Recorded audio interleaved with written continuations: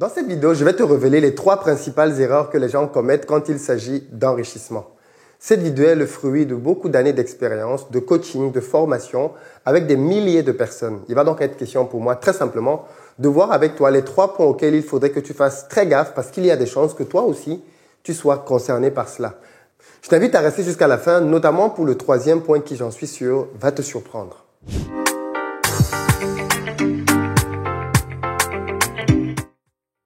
Salut à toi et bienvenue sur ma chaîne, moi c'est Philippe Simo. Ici je te parle d'entrepreneuriat et d'investissement parce que je suis convaincu que ce sont les 2 piliers sur lesquels notre communauté doit s'appuyer pour émerger. Donc si toi aussi tu veux faire partie de cette belle aventure, je t'invite à t'abonner à cette chaîne, activer la cloche des notifications pour ainsi être informé de l'apparition de toutes nos vidéos business comme celle-ci. D'ailleurs, je ne sais pas si tu le sais, mais j'organise sur cette chaîne-là un concours entrepreneurial appelé la Ligue des Afropreneurs au travers duquel je récompense de 50 000 € le ou la gagnante. Si tu veux participer à ce concours, dans la barre de description de cette vidéo, tu as un lien qui te permet de pouvoir enregistrer simplement ta candidature. Tous ceux qui suivent cette chaîne connaissent à peu près mon parcours parce que j'en parle assez souvent. Et vous savez tous que, comme beaucoup d'entre nous, j'ai grandi dans une famille plutôt modeste en Afrique. J'ai fait mes études jusqu'à un certain stade là-bas. Je suis venu en Europe pour faire mon diplôme d'ingénieur et je rêvais, un peu comme tout le monde, d'être un salarié, cadre, manager dans une entreprise. J'ai commencé à travailler et au cours de ma carrière, je me suis rendu compte que ce n'était pas vraiment ce type de canaux-là qui allait me permettre de réaliser tous les grands rêves et tous les grands projets que j'avais pour ma famille et pour l'Afrique.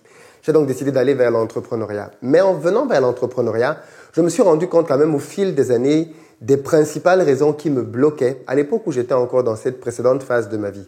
Mais au-delà de ma propre expérience, je me suis rendu compte à force d'échanger avec beaucoup de clients, beaucoup de personnes que j'accompagne, qu'en fait, ces éléments-là que je vais partager avec toi aujourd'hui sont de réels freins pour ceux qui veulent se lancer dans l'entrepreneuriat.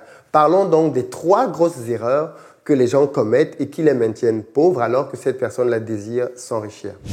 La première erreur, c'est d'apprendre auprès des mauvaises personnes. Figurez-vous que très souvent, dans notre vie, on est entouré des personnes qui ont à peu près les mêmes challenges que nous. On est entouré des gens qui voient la vie d'à peu près la même manière que nous. Et donc voilà pourquoi est-ce qu'on dit que les canards marchent ensemble, les chiens ensemble, les loups ensemble. Les gens qui s'assemblent, se ressemblent, marchent ensemble. Et donc, de fait, si aujourd'hui tu es au stade où tu en es, c'est probablement parce que les gens qui t'entourent n'ont pas le type de succès que tu voudrais avoir. Et donc, de fait, tu ne sais donc pas autour de toi comment faire pour arriver à ce niveau de succès-là. Et comme ce sont tes potes, tes amis, des gens de confiance que tu aimes et qui t'aiment, le jour où tu as un nouveau challenge dans ta vie, tu as le réflexe naturel d'aller leur poser des questions, d'aller leur demander des conseils. Et c'est là la première erreur qui maintient beaucoup de gens dans la pauvreté. C'est que les gens vont se renseigner auprès des mauvaises personnes. L'amitié n'est pas une compétence business. L'amour n'est pas une compétence business. Ce qui veut dire que ce n'est pas parce que quelqu'un est ton ami, ton mari, ta femme, ton copain, ta copine, ton fiancé, qu'il est compétent pour te renseigner au niveau du business. Or, le réflexe que beaucoup de gens ont quand il s'agit de business, c'est d'aller voir les personnes qu'elles aiment affectueusement pour leur parler de problèmes qui ne sont pas dans leurs compétences du tout et attendre que ces personnes-là leur donnent des conseils. Et comme d'habitude, naturellement, personne ne va dire c'est pas mon scope, je suis incompétent pour te conseiller. Eh bien, chacun va y aller de son conseil. Tu viens avec ton idée business et on va te dire mais ça peut marcher, ça peut pas marcher, tu tiens quelque chose d'intéressant là. Et tout ceci basé parfois sur le feeling, sur le fait que l'on t'aime et on veut t'encourager ou te décourager en fonction des profils. Et au final, tu vas essayer de lancer quelque chose uniquement sur la base de personnes incompétentes dans ce domaine-là. Être incompétent dans un domaine n'est rien du tout mauvais, ok? Nul n'est compétent en tout. Par contre, tu n'irais jamais voir un médecin pour qu'il, je ne sais pas moi, te conduise un avion pour t'amener d'un point A à un point B. Et à contrario, tu n'irais jamais voir un pilote d'avion pour qu'il te fasse une opération chirurgicale. Parce que tu reconnais que même s'il est brillant, ce n'est pas sa compétence. Et pourtant, quand il s'agit du business, on perd cette première barrière de lucidité-là et on va parler de nos projets business, de nos ambitions en termes de gestion des finances avec des gens qui n'ont pas la compétence et donc, de fait, sont en fait incapables techniquement de pouvoir nous aider. Et donc, ceci, bien évidemment, crée énormément de désastres. C'est une erreur que beaucoup de gens font et dans laquelle moi-même je suis tombé pendant très longtemps. D'aller voir des gens dans ma vie pour leur poser des questions dans des domaines dans lesquels ils n'étaient pas eux-mêmes compétents ni exemplaires. Alors, allons-y dans un autre domaine. Mais en fait, ce que je veux dire là sur le conseil est valable dans tous les domaines de la vie.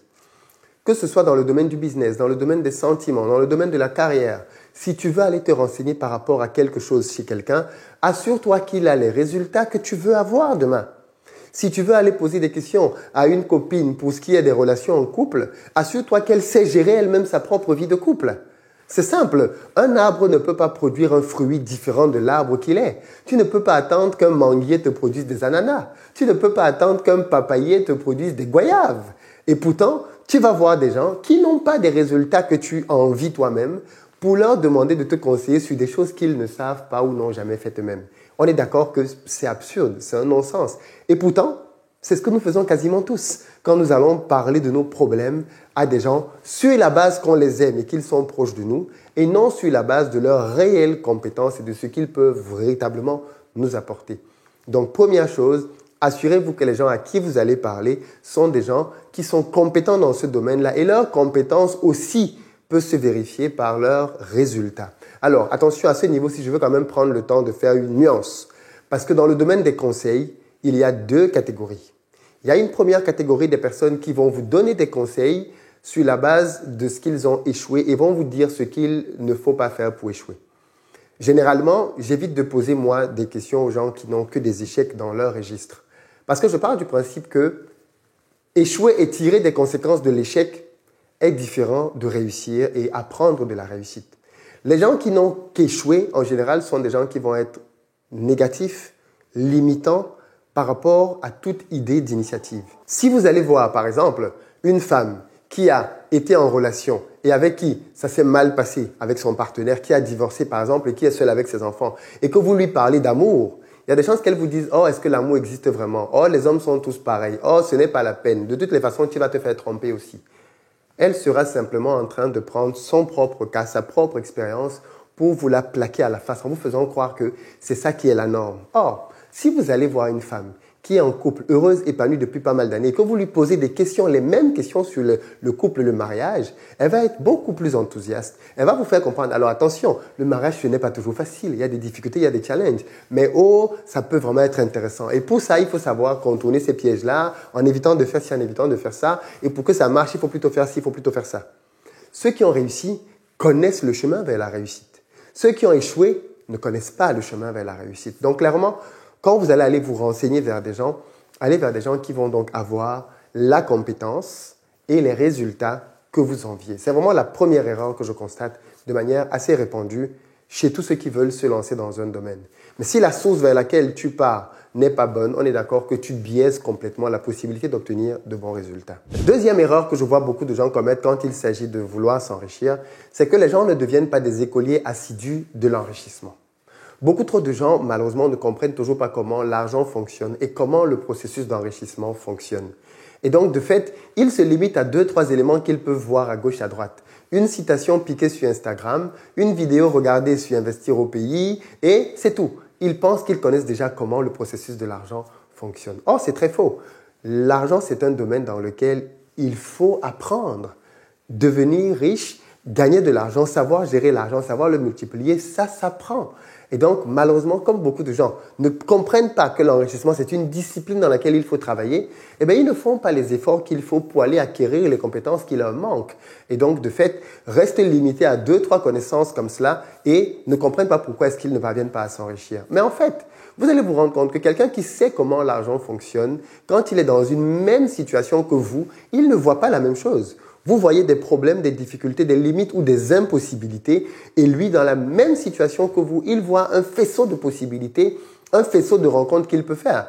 Je veux dire, et ça, plus tu apprends dans le domaine de l'argent et plus tes yeux s'ouvrent. Et tu te rends compte qu'en fait, dans ta vie, dans le passé, tu as laissé tellement d'occasions de gagner des sous qui sont passés à côté de toi parce que tu étais ignorant. En réalité, les opportunités, elles sont là chaque jour. C'est juste que tes yeux ne sont pas ouverts pour que tu les vois. Mais les opportunités sont là. Quand il s'agit de business, la plupart du temps, on a les mêmes codes que la plupart des gens. Et je dis souvent, quand il s'agit de business ou quoi que ce soit d'autre, si tu vois que tout le monde fait une chose, ce n'est pas là qu'il y a de l'argent.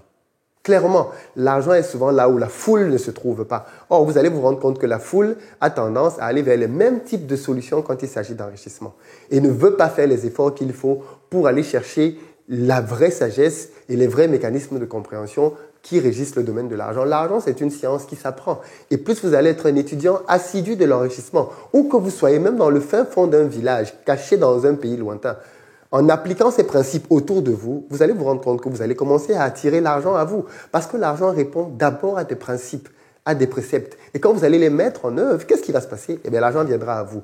Donc, devenez un étudiant ou une étudiante assidue de l'argent. Devenez quelqu'un qui consacre son énergie et son temps pour apprendre comment réussir financièrement, si c'est quelque chose qui est vraiment important pour vous. Mettez-y du temps, mais vraiment assignez-y beaucoup de temps.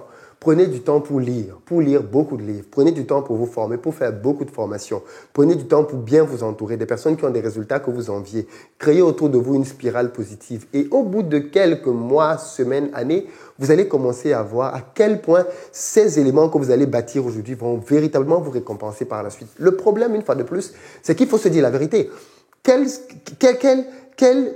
type d'étudiant es-tu par rapport à l'argent?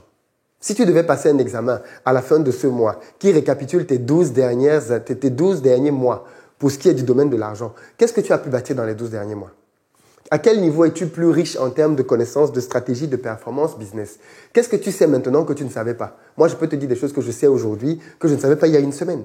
Parce que chaque jour, j'essaie de continuer de m'instruire par rapport à l'argent, par rapport aux stratégies, par rapport au business, comment faire pour faire grandir tel business, comment faire pour me relever de tel échec, comment faire pour mieux comprendre tel domaine, comment faire pour faire un bon partenariat dans tel secteur, comment faire pour payer moins d'impôts, je veux dire, tout le temps en train d'apprendre et je découvre et je grandis et je m'améliore. Et ainsi, qu'est-ce qui se passe? C'est qu'au fur et à mesure que je grandis et que j'implémente, je vois les résultats dans mes activités, dans mon compte bancaire, dans tout ce que je peux faire autour de moi. C'est une école perpétuelle. Donc, pose-toi bien la question.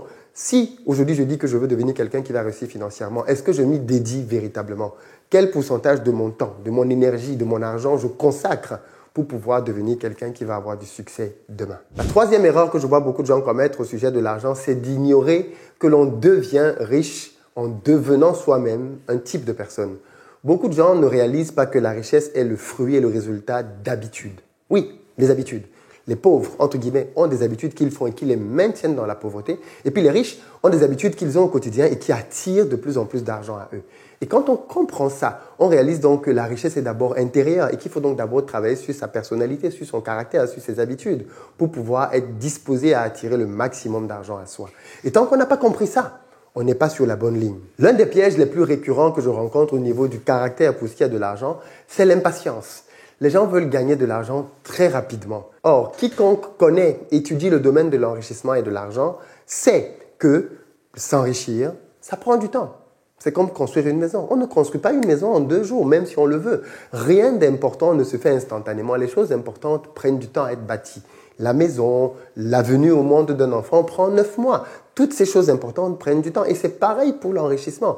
Voilà pourquoi est-ce qu'il ne faut pas tricher dans le sens où tu as certaines attitudes à certains moments, tu ne vas pas t'en sortir. Il faut que toi-même tu changes de telle sorte que ta nouvelle nature soit propice à faire que l'argent soit beaucoup plus présent dans ta vie. Donc clairement, l'impatience est l'un des plus gros défauts que l'on rencontre dans le domaine de l'enrichissement. Voilà pourquoi est-ce que les gens sont prêts à aller miser leur argent dans certaines choses parce qu'ils veulent avoir un retour immédiat énorme. Et donc voilà aussi comment est-ce que beaucoup d'arnaques naissent.